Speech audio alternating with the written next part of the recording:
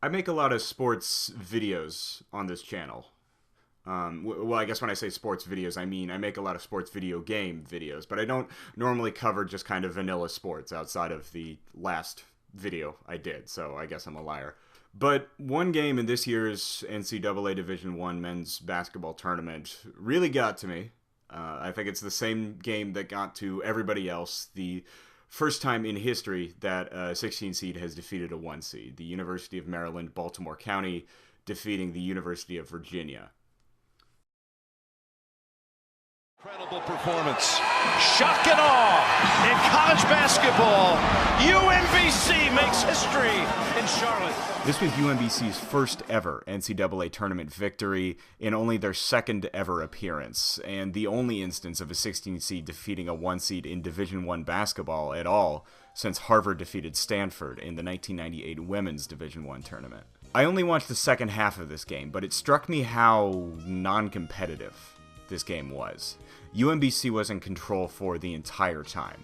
The entire second half, it seemed. I was expecting the Yahoos to come back, to seize control. In a short clip produced by ESPN in 2008 on that Harvard win, one of the Crimson's players refers to a feeling of waiting for the other shoe to drop, for Stanford to finally come back and take control, dominate, the way that their seeding would indicate.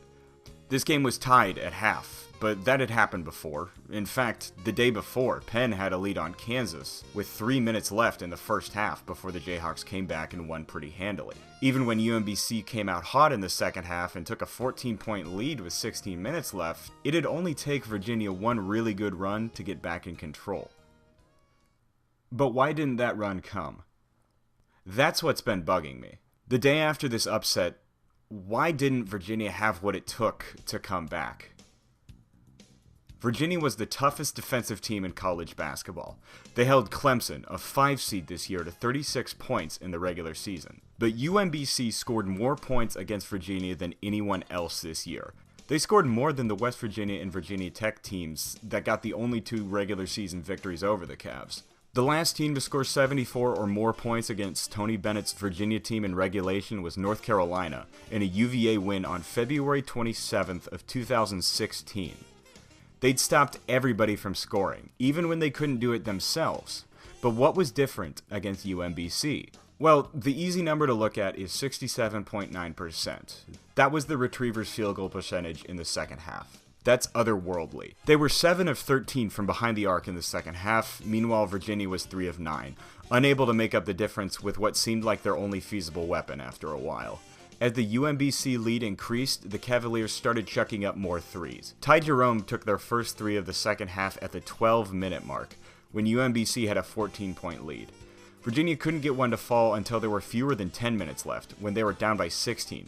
They weren't given good looks either, and several of the shots taken were rushed, a necessity when the deficit had grown so deep.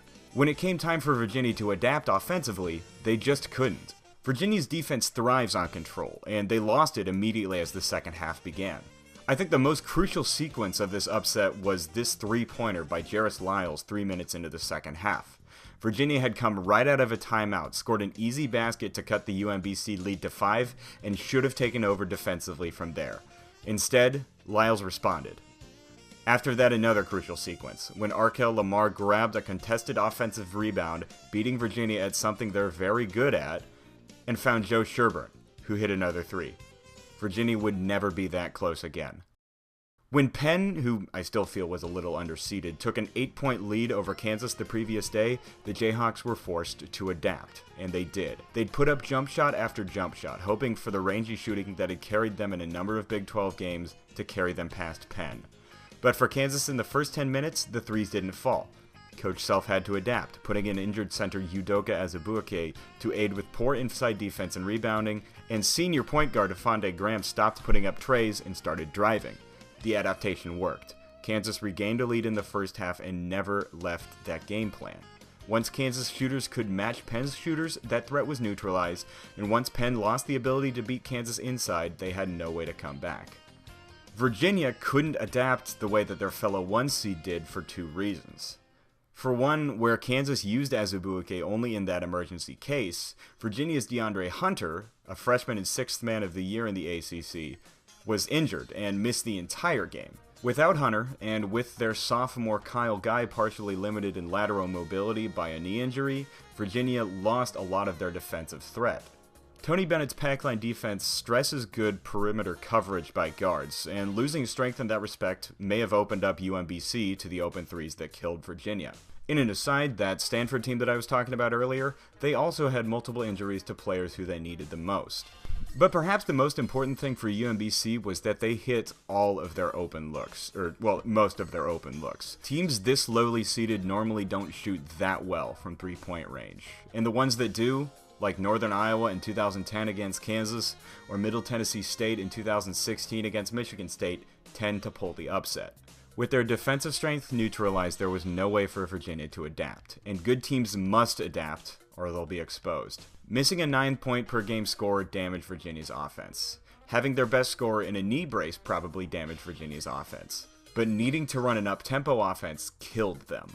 I think partially they just don't know how to, because they never needed to. This was the first game all season during which they'd been unable to control the scoring and tempo. When they lost control, they didn't have a way to get it back.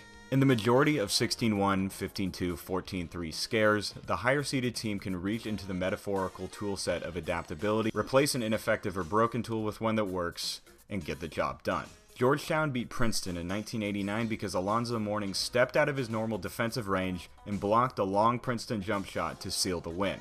Syracuse's James Sutherland got hot shooting and rebounding in time to save a near fall to UNC Asheville in 2012. 16th seeds normally can't adapt back, and that's why they tend to lose. But Virginia couldn't force UMBC to adapt at all, so they never had to, and that's why they ended up victorious. The only precedent I can think of for an upset like this was Florida Gulf Coast over Georgetown in 2013. FGCU was pushing the tempo, and the Hoyas couldn't react. That led to the Hoyas getting rattled, and then the game was over. Virginia lost this game because they couldn't find a way to play their game, and when they needed to play another to win, they couldn't do it.